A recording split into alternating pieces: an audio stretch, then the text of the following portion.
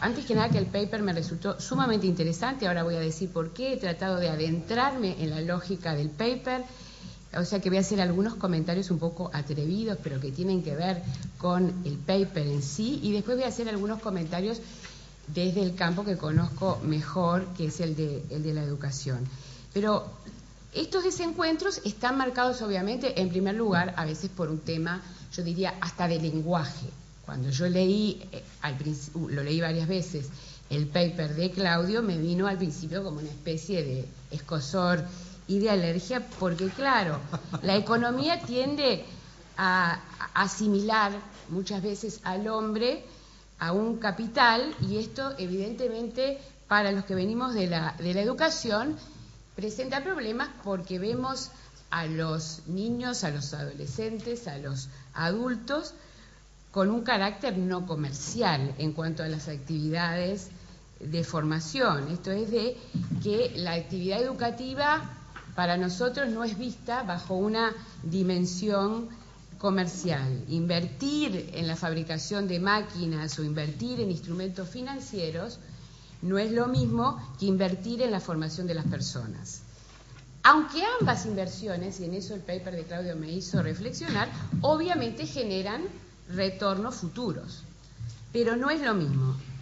Corresponde reconocer de todas formas que en los últimos años yo creo que ha habido un acercamiento, que hay investigación de economistas de la educación que no parten de un modelo puro de capital humano, sino que han ido enriqueciendo sus enfoques, diría con perspectivas más sociológicas, más pluridisciplinarias, y que por otro lado hay investigadores, la academia, que tiene que ver con la investigación más dura y pura en educación, a su vez ha incorporado elementos y reflexiones de aspectos económicos de los fenómenos educativos, de las relaciones entre formación y empleo, de las relaciones entre educación y desarrollo, y esto me parece importante. Es decir que el primer punto que yo quería señalar es que este diálogo entre la economía de la educación, las perspectivas económicas sobre la educación y las ciencias de la educación, me parece muy útil y muy necesario. Ahora bien, dicho esto, intentaré primero y muy rápidamente, ya que me invitaron por eso, y un poco de atrevida que soy, de osada, voy a hacer algunas observaciones desde la propia lógica económica del estudio, para luego aportar algunos comentarios más desde el campo de las ciencias de la educación.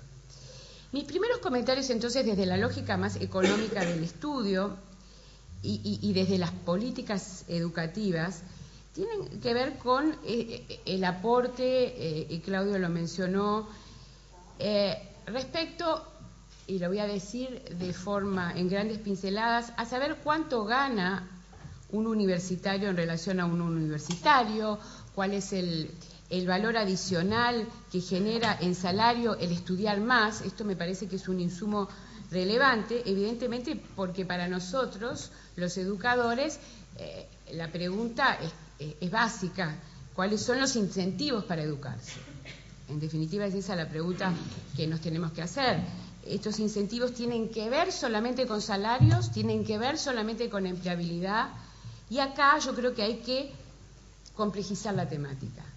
Hay que complejizar la temática bajo otras lupas, bajo la lupa de la cohesión social, bajo la lupa de la desigualdad, bajo otras lupas. No obstante, yo creo que en Uruguay, y Claudio lo dice en el paper y algo mencionó hoy,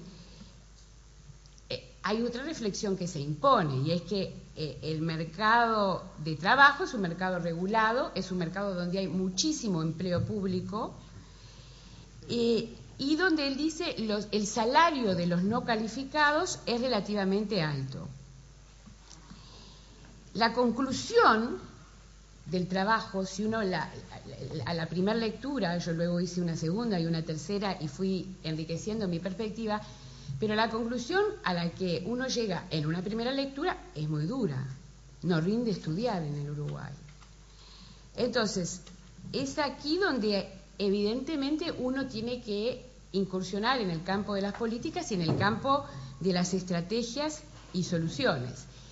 Y uno tiene que necesariamente hacer el nexo con la temática de capital social, capital cultural. En el Uruguay hay estudiantes, y tú hacías referencia a Pisa, ahora al final voy a referir nuevamente a Pisa.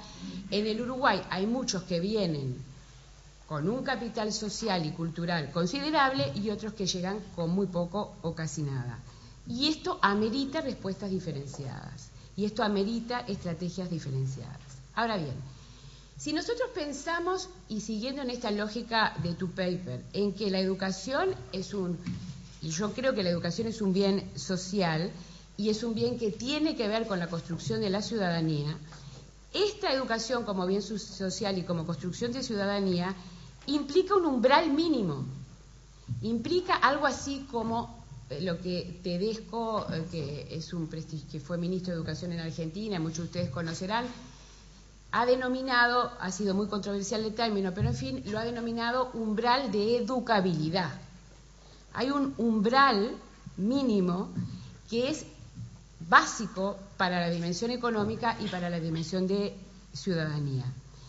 El problema es que en Uruguay llegar a ese umbral representa una gran... hoy es muy heterogéneo.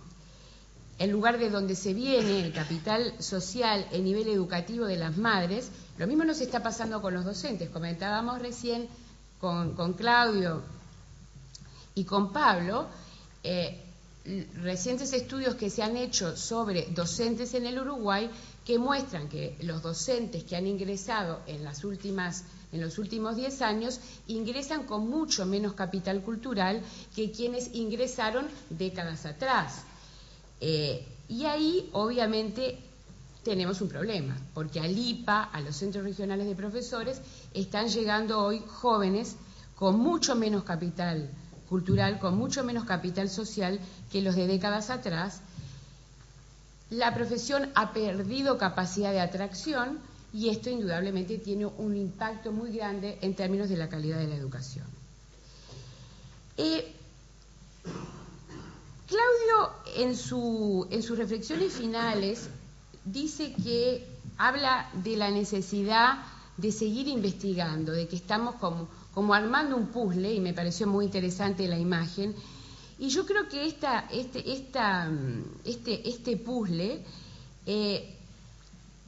amerita pensar en el tema, y él algo lo dijo, de qué contribución hace al crecimiento el capital humano. Entonces, acá yo creo que hay un tema, que es que el Uruguay en los últimos años, el crecimiento se debe, y esto los economistas lo podrán explicar mucho mejor que yo, pero se debe al aumento, entre otras cosas, de los precios de los productos exportables, al boom de las commodities, y no a un aumento de la productividad.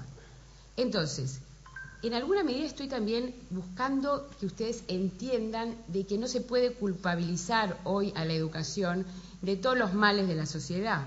¿Por qué?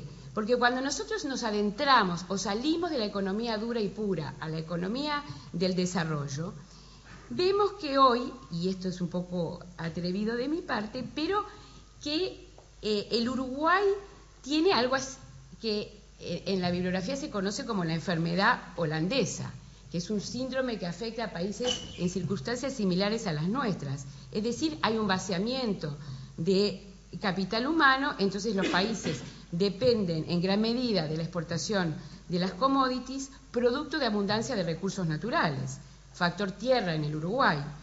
Entonces, tienden a descuidar esos países la educación. Hay un discurso que valora la educación, pero a la hora de ponerle cascabel al gato, se mira para el otro lado. Es decir, no hay decisiones políticas que lleguen. ¿Por qué? Porque se sigue creciendo sin la educación. Entonces, tú hiciste mención a PISA. Cuando uno analiza PISA y analiza los estudios que se hicieron sobre PISA, por ejemplo, los estudios de McKinsey, que toma los países que tienen mejores resultados educativos en PISA, ¿a qué conclusión se llega? Se llega a la conclusión de que los países que tienen mejores resultados educativos, entre los que están Singapur, Taiwán, Corea del Sur, invierte enormes esfuerzos en la educación. ¿Por qué? Porque en esos países son pobres en commodities, son pobres en recursos naturales, entonces invierten muchísimo en educación. Yo creo que el problema en el Uruguay es que la educación se ha desarrollado o no se ha desarrollado a espaldas del país productivo, y esto es hay un desencuentro mutuo que aquí se plantea. Voy a ir muy rápido porque me extendí mucho en entrar en la lógica del paper y quiero reservar los últimos minutos que me quedan a aportar algo desde la perspectiva de la educación. Yo creo que muchos investigadores en los últimos tiempos, desde las políticas educativas, han reflexionado sobre los males que hoy están aquejando a nuestro sistema educativo. Que esos males tienen que ver con una red de factores intervinientes. La prueba PISA que nos muestra que estamos mal, pero lo que es peor, nos muestra que estamos mal en relación a nosotros mismos, en relación a la región. Tú eso no lo mencionabas, pero a mí me parece más importante, no solo los resultados de PISA, sino el ver. Imaginen ustedes que estuviéramos en un aeropuerto y en esas pistas que hay en los aeropuertos donde uno puede pararse para avanzar. Imagínense que tenemos a Brasil al lado, que ha dado un paso de gigante y que avanza en la pista. Tenemos a Chile, tenemos a Argentina y nosotros estamos tiesos, quietecitos, esperando que la cinta avance. Entonces, evidentemente, esto en términos regionales nos está planteando un problema muy serio.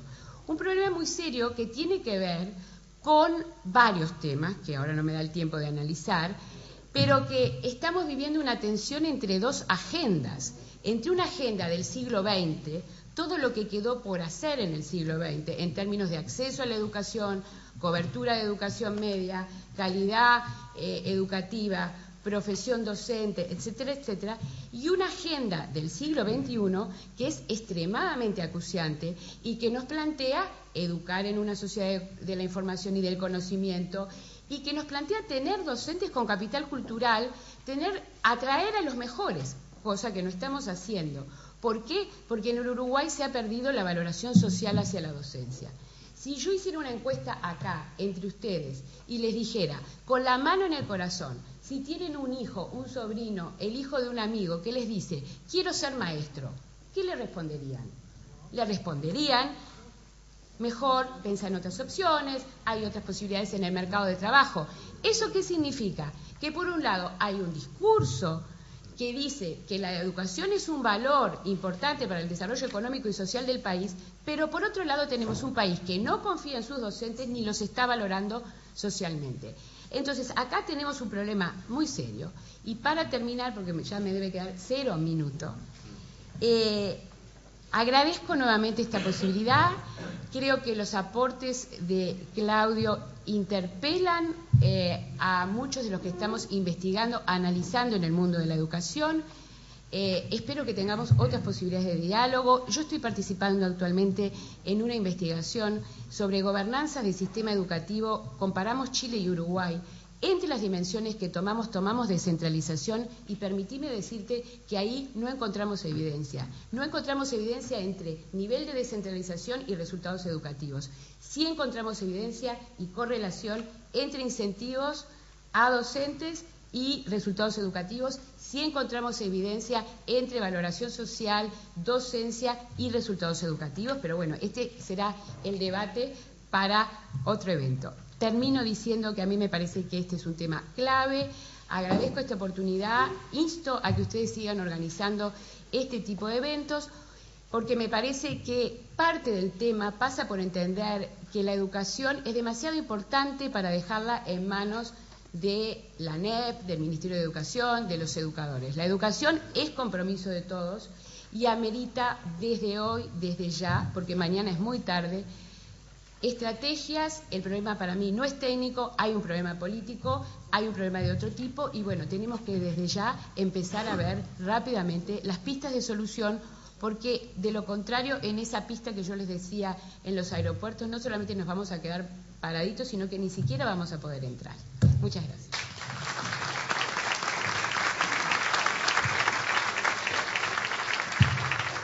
Muchas gracias, Denise. Ahora tenemos los comentarios del doctor Pablo Silveira.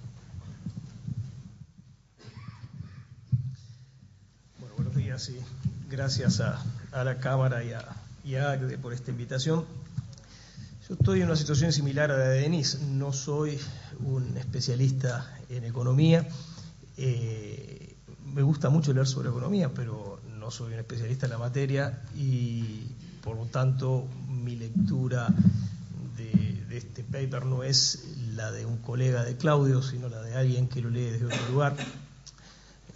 De hecho, ayer cuando lo leía pensaba, bueno, tal vez esto es una maniobra perversa de María Dolores para que los que no tenemos formación económica sintamos la incomodidad de tener que meternos con un paper econométrico y entender lo que quiere decir. Pero igual que Denise, creo que este diálogo es enormemente importante y creo que los uruguayos tenemos un déficit enorme en aprovechar los útiles y los conceptos de la economía para pensar políticas públicas que van más allá de la economía y problemas sociales que van más allá de la economía. De la experiencia personal, a mí que me gusta mucho tomar prestados conceptos de la economía, tengo una experiencia recurrente. Cada vez que en ambientes donde hay gente que proviene de la educación utilizo la expresión capital humano, se produce una pequeña revolución. Y la reacción constante consiste en decir, nos negamos a tratar a las personas como si fueran capital. Y mi respuesta siempre es, vayan y lean. El capital humano no son las personas. El capital humano son las destrezas y conocimientos que pueden incorporar las personas, que es algo totalmente distinto. Bueno, esa clase de confusión se produce permanentemente cuando queremos trasladar conceptos de una disciplina a otra y es importante que todos avancemos en esta dirección. Entonces, no soy especialista. Eso quiere decir que no voy a abrir la caja negra metodológica de este paper, eso tendrá que conversarlo Claudio con sus colegas. Puede ser solo en algún momento un pequeño comentario, algo un poquito más metodológico. Quiero hacer apenas 2 o 3 comentarios muy generales sobre este asunto. El primero es el siguiente: los resultados que muestra Claudio son muy convergentes con todo lo que sabe cualquier persona que se dedique a analizar las estadísticas educativas. Cuando uno ve las tasas de deserción que tenemos, cuando uno ve las tasas de repetición que tenemos, cuando uno ve las tasas de extraedad que tenemos, bueno, no resulta raro que Claudio encuentre lo que encuentre. De algún modo son las 2 caras de una misma moneda. Creo que lo que el método de Claudio muestra particularmente bien es ese fenómeno que nos cuesta un poquito más percibir, que es cómo las cosas están, en el mejor de los casos, estancando y en el peor de los casos empeorando. Creo que ahí sí hay un déficit grande de comprensión de parte de la sociedad uruguaya acerca de lo que nos está pasando en materia educativa. Se han encendido unas cuantas luces de alarma y eso es bueno, pero no se han encendido todavía todas las luces de alarma. Creo que el problema es más grave todavía de lo que parece cuando uno observa lo que se comenta en la educación pública, en el debate público. Eso también en otro sentido, que creo que el paper de Claudio también lo muestra muy bien. Tengo la impresión, esto es difícil de verificar, pero tengo la impresión de que cuando los uruguayos decimos que la enseñanza anda mal, básicamente nos estamos comparando con nosotros mismos. Estamos diciendo que la educación uruguaya está mucho peor de lo que fue la educación uruguaya en el pasado, de aquella educación uruguaya de la que pudimos sentirnos orgullosos. Pero creo que todavía no percibimos, por lo menos en la magnitud correcta, que estamos mucho peor comparados con nuestros vecinos. Estamos empeorando día a día comparados con nuestros vecinos. Y de algún modo nos negamos a integrar información que viene del contexto. Un ejemplo típico: cuando se analizan los preocupantes resultados de PISA en Uruguay, una respuesta corriente que viene del sistema educativo es, bueno, claro, ¿cómo no vamos a tener un deterioro de resultados o de resultados mediocres en secundaria si hemos hecho un gran esfuerzo por aumentar el número de estudiantes? Cuando aumenta la cobertura, ahí bueno, se genera una serie de problemas, es lógico esperar una caída de la calidad. Bueno, ocurre que América Latina va en la dirección inversa. Cuando uno mira lo que pasa no solo en Chile, sino lo que pasa en Brasil, lo que pasa en Colombia, se da cuenta que países muy importantes, grandes, con muchas más dificultades que nosotros, están teniendo mucho éxito en aumentar la cobertura al mismo tiempo que mejoran la calidad. Los que vamos a contramano somos nosotros. Por supuesto, lo mismo vale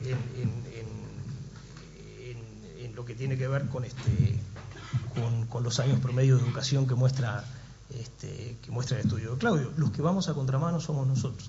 A veces en educación, cada vez que veo cómo los uruguayos hablamos de educación, me acuerdo de ese chiste del gallego que va a contramano por la Quinta Avenida de Nueva York y escucha por la radio, hay un loco que va a contramano, y el tipo dice, son miles, ¿no? Como si los que estuvieran mal. No, lo que estamos mal somos nosotros, los que estamos yendo al revés de todo el mundo somos nosotros, y creo que es un punto que es muy importante tener claro. Nos hemos convertido realmente en una rareza en el mundo. Pequeño paréntesis de esto, una cosa que me impresionó. A ver, los resultados que muestra Claudio tocaron un punto que a mí siempre me llama mucho la atención, y es la enorme fuerza de las inercias históricas que hay en este país. Tenemos una enorme dificultad para cambiar tendencias. Y fíjense que ese número de los 10 años y medio de estudio como promedio en Uruguay coincide casi exactamente con la vieja división entre secundaria y preparatorios. Esa vieja barrera que desapareció del lenguaje, ya no se habla de preparatorios, formalmente hablamos de 2 ciclos de 3 años cada uno. Bueno, más o menos el quiebre se sigue produciendo en el lugar donde se producía hace décadas. No estoy seguro de que sea el efecto, pero es un caso más en el que uno ve cómo el comportamiento de las tendencias recientes se calca sobre comportamientos que venían muy atrás en el tiempo. Y no sería raro, porque en esta división, como hacemos frecuentemente en Uruguay, hemos cambiado la etiqueta y no el contenido del frasco, y lo que ahora llamamos ciclo básico y el segundo ciclo, la enseñanza media superior, en realidad, bueno, es más bien una cuestión de nombres que en muchos sentidos una cuestión de fondo. Entonces, el primer comentario, creo que los resultados son muy convergentes con todo lo que sabemos cuando miramos las cosas de otro lado, pero que nos ayudan a ver que la magnitud del desastre es mucho mayor de lo que solemos creer, y que la excepcionalidad del Uruguay es una cosa muy notoria. Segundo comentario, totalmente en otro orden de cosas. Me impresiona mucho ver lo poco que pagan los estudios universitarios en Uruguay, lo poco que pagan en términos de riesgo, en términos de empleabilidad, también en términos de tasa de retorno, cuando uno mira lo que pasa en otros países. Fenómenos complejos siempre tienen causas complejas, y esto debe ser analizado con cuidado, pero creo que esto apunta a un tema que es uno de los grandes tabúes del debate público en Uruguay, que son los costos de la igualdad. Esta clase de fenómenos se dan con más facilidad en países donde la pirámide de ingresos está bastante achatada, y tiende a darse menos en países donde la pirámide de ingresos está menos achatada. Esto no es un argumento contra la igualdad, simplemente tengo la sensación de que en el debate público uruguayo existe algo así como la idea de que avanzar en dirección de la igualdad no tiene costos, y que avanzar en cualquier otra dirección sí tiene costos altos. Creo que es bueno saber que avanzar en la dirección de la igualdad también tiene costos. Por ejemplo, tiene efectos sobre la estructura de incentivos. Insisto, este no es un argumento en contra de la igualdad, es simplemente un argumento para complejizar la discusión y asumir que esta clase de problemas tienen muchas dimensiones, que hay que conocerlas todas, y que uno tiene que saber exactamente por qué elige el camino que tiene, conociendo el conjunto de los beneficios y de los costos que tiene cada una de las decisiones que tomamos. Les decía, solo hay un puntito en el que me voy a animar a hacer una observación metodológica. El paper observa, y tiene argumentos para hacerlo, que el inicio del estancamiento en la acumulación de capital humano coincide con las reformas financieras de los años 70. Y dice el texto, puede existir una relación entre ambos fenómenos dada por el surgimiento de la posibilidad de realizar inversiones financieras que vuelve menos atractiva la opción de invertir en bienes durables y en particular en capital humano. Me parece claro que desde el punto de vista, digamos, que el argumento está bien construido, que desde el punto de vista conceptual es una posible explicación. Tengo la sensación de que es una explicación de bajo impacto en Uruguay, donde para más del 80% de los estudiantes universitarios la enseñanza terciaria solo tiene costos de oportunidad. Me parece que es un argumento que tiene mucho más fuerza cuando realmente la gente tiene que sacar plata del bolsillo y decidir, la pongo en un negocio financiero o invierto en mi propia educación. Pero en Uruguay, para más del 80% es, bueno, si tengo plata en el bolsillo para invertir en un negocio financiero es un problema independiente, pero básicamente la educación, la inversión en educación lo que me va a generar son únicamente costos de oportunidad. Tengo la sensación de que no es tanto por ahí que hay que buscar las respuestas para el caso uruguayo, sino por algunas de las otras hipótesis que se manejan en el paper. Y un último comentario sobre un problema, una pregunta muy interesante que plantea el paper al final, y es ¿por qué una mejora en el ritmo de crecimiento no está generando más inversión en capital humano? Y bueno, sin duda parte de la explicación está en lo que Claudio decía hace un rato, el tema de que el crecimiento de estos años ha sido intensivo en tierra y poco intensivo en capital humano, y veremos qué pasa en el futuro. Pero se me ocurre que puede haber algo más, y creo que ahí uno tiene que cambiar un poquito la pregunta. La pregunta no es ¿por qué los uruguayos parecen no estar tan inclinados a invertir en educación? Yo no creo que esa sea la pregunta correcta, me parece demasiado general. Creo que la pregunta correcta es ¿por qué los uruguayos parecen estar tan poco inclinados a invertir en esta educación que tenemos hoy? Porque tal vez sea un problema de las ofertas de formación que estamos teniendo. Y lo digo yo que estoy en el sistema universitario, creo que es una pregunta que desafía a los que estamos en el sistema universitario.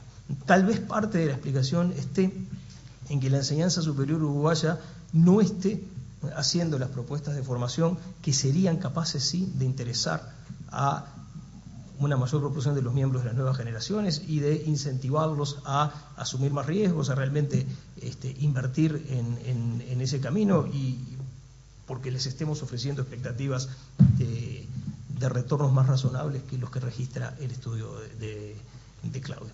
Creo que estas cosas efectivamente, como mismo lo decía, hay que mirarlas del lado de la educación y hay que mirarlas del lado del mercado de empleo, pero lo que me preocupa es no nos concentremos en ver o en pensar que todos los problemas están en las debilidades de la demanda, tener una demanda que no sabe bien qué buscar o qué pedir. A mi juicio, una parte muy importante de los problemas que tenemos está en la baja calidad de la oferta. Como no soy un especialista en el tema y no quiero aburrirlos con cosas que seguramente no van a estar bien formuladas, me detengo acá. Muchas gracias.